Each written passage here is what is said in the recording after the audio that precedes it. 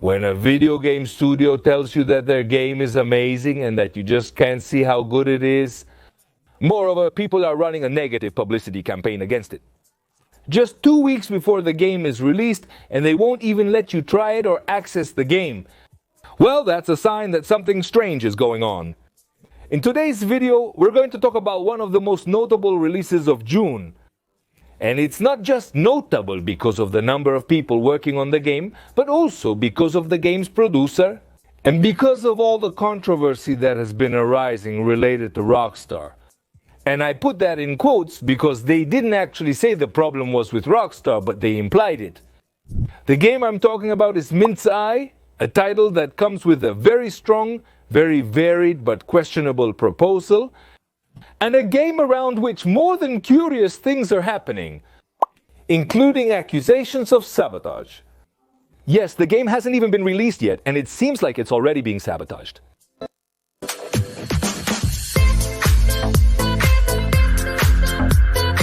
Build the Rocket Boys, a new development team, and they're the ones behind this video game. This development team is currently being led by Benzies, who was the producer behind Rockstar's video games. Very powerful, such as Grand Theft Auto 3, Grand Theft Auto San Andreas, Grand Theft Auto 4, Grand Theft Auto 5, Los Angeles Noir, and even this man worked on Grand Theft Auto Online. So this man, this one, Benzies, has produced some of the biggest hits Rockstar has had in recent years. And does he know how to produce a video game like Grand Theft Auto? Benzies, he's basically the only reason and the only motive why we're talking about this video game. And the only reason why we can trust that this title might turn out well. Of course, the title comes from the producer of many of Rockstar's big hits, or at least from the games that have made Rockstar a multi-billionaire company. The point here is very simple to explain. We have some spectacular trailers for the video game, an action and science fiction proposal, military spies, and conspiracies. And we have a studio of more than 400 people working under the guidance of the producer of Grand Theft Auto 5. So we have a lot of hype, a lot of attention, a lot of eyes watching this title. Because it's totally logical. And even more so if we take into account the delay of Grand Theft Auto 6, because the delay of Grand Theft Auto 6 leaves the field completely open for another playable proposal to appear. Open world, shooting, and so on. And this scenario perfectly sets the stage for a game like MindsEye to succeed, or at least that's what we believe. The question is, what is a game like MindsEye like? How do you play it? What's inside the game? What are they going to offer us? Because we know it's not a game like Grand Theft Auto since it has a linear progression. From what we've seen and know, it takes inspiration from Grand Theft Auto, but it's not the same as Grand Theft Auto. Well then, what is it like? According to its developers, there's nothing like MindsEye currently on the market. First red flag, isn't there always something similar to your game on the market? Until yesterday, 14 days before the game's release, we had the first preview, with some gameplay and a bit of explanation about what the title is about. And I'm going to try to summarize it quickly for you so you understand what this game is about. It's a near future, meaning it's the future, but not too far away. A future where we are now. But with robots with artificial intelligence and brain implants already established within society. And above all, established in the military forces. Jacob, our protagonist, has a brain implant called MindsEye, which gives him some superhuman abilities and also allows him to remember a few things from his past. I say it allows him to remember some things because our protagonist has amnesia. The thing here is that some of the things he remembers thanks to his brain implant are really disturbing. Memories of illegal operations and things like that, in which he supposedly participated along with other soldiers. L-Man starts investigating these things and discovers that there really is something very disturbing about his past and about how he got his implant. And a military conspiracy that is apparently taking place right now, and of which he was apparently a part. The campaign in the title and the whole story they tell us about Jacob lasts approximately 15 hours. According to what they said from the studio, the title takes place in what the studio calls a simulated open world. A kind of open world, but not completely open. That is, it wouldn't be a world like Grand Theft Auto 5, but rather a world divided into zones with certain regions that we can explore freely and others that we can't. And we'll even have chase missions and things like that, which will let us roam the streets and that sort of thing.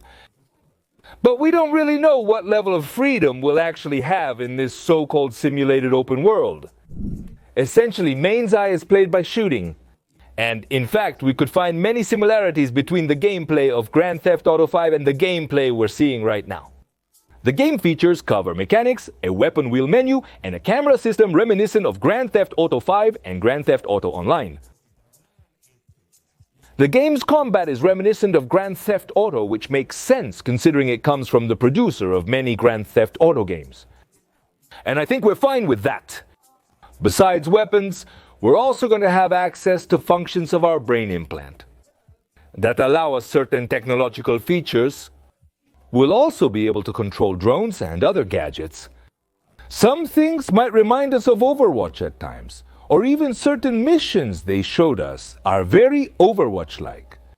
But that's okay, they're just references, right? No one comes here to invent a totally new game out of nowhere. And this is where it bothers me a bit that its creators say there's nothing like MindsEye on the market. Because we've really seen a lot of these things before. And finally, and perhaps the most curious fact about the title, is that its developers presented everywhere, a platform within the same ecosystem of the studio. Build a Rocket Boy, which will combine development and gaming tools so that the community can create their own experiences. Tools that will allow players to create their own worlds, levels, minigames, interactive experiences, and use advanced creation tools without the need to know how to program. Something similar to what Fortnite has done at its time, or something like what, for example, Roblox does. How to explain it easily? You will be able to publish your content, your own experiences, and more so that other MindsEye players can play them. All of this is aimed at encouraging the community to create content for the game, publish experiences and other things to keep the game alive. Well, it's actually a bit strange because you can't just depend on your community to create the content right from the start. Even though they promised they would release constant content for the video game, it's another promise that many studios make and then don't end up keeping. The controversy with MindsEye arises from the preview of the video game. And the most common thing with new releases is that development studios or publishers get in touch with content creators or with the press itself.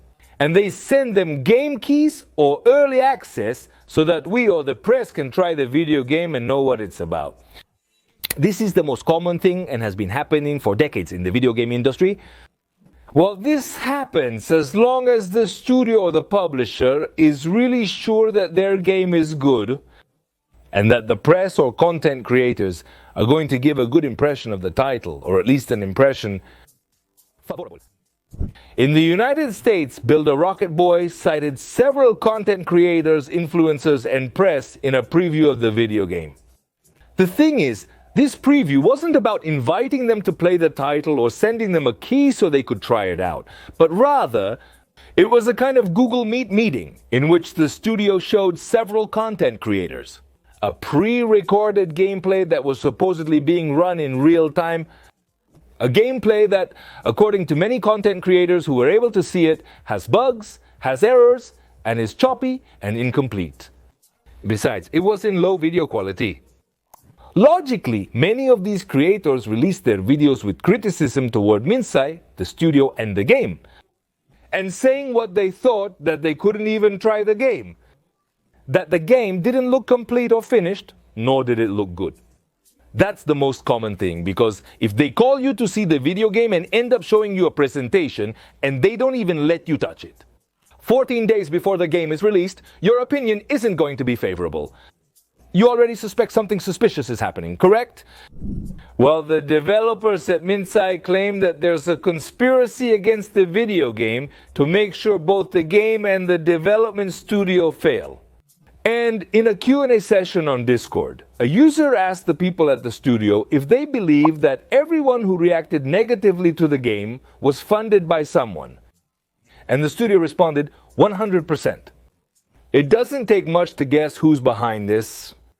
implying in some way that Rockstar might be influencing the bad press that's being generated, the very advertising campaign that they themselves launched, and that Rockstar might be behind the funding of the negative opinions from content creators. And then from the development studio, they commented, "I'm just saying there's a concentrated effort from those who don't want Leslie or Build a Rocket Boy to succeed, and that they're making a concerted effort to destroy the game." And the studio?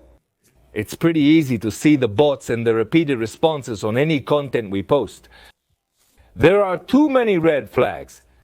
On one hand, we have a title that's advertised with nothing but cinematics, which are great, but they're just cinematics and no gameplay at all. Then we have a title that the press couldn't try out, and a pre-recorded gameplay that doesn't let anyone know how the game is actually going to be played. 10 days before the game comes out, we have an ambitious content creation system that's supposed to keep the game alive thanks to the community. And finally, we have a studio that hasn't released its game yet and is already looking guilty of a review bombing that hasn't even happened yet. Simply, there were content creators giving their opinion. If we put all these elements together and add that the development studio is assuming that Rockstar is behind a negative campaign, well, we have the perfect formula for a complete disaster.